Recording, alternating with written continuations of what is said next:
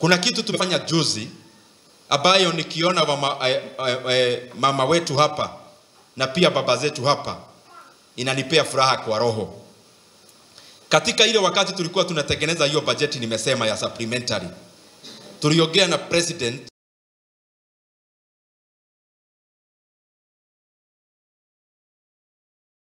kama nakumbuka, tumesajili ama tumeandikisha wazee wetu upya.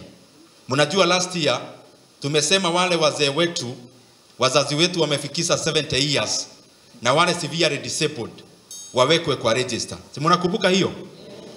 Na rais wetu akanikumbusha na tukaweka shilingi bilioni 2.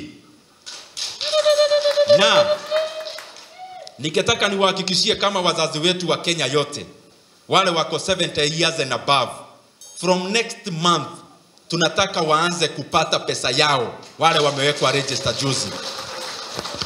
Na tumesema kabla mheshimiwa Kirema alipe mshahara yake, kabla Dede Nyoro alipe mshahara yake, tutakuwa kwanza tunatumia hawa wazazi wetu pesa yao.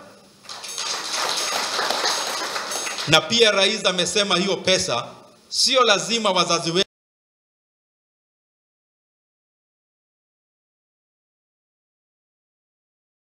kwa sababu Wakenya wengi wako na simu. Wazazi wetu wakiwa wanatumiwa hiyo pesa kwa M-Pesa, mtu anatolea nyumbani.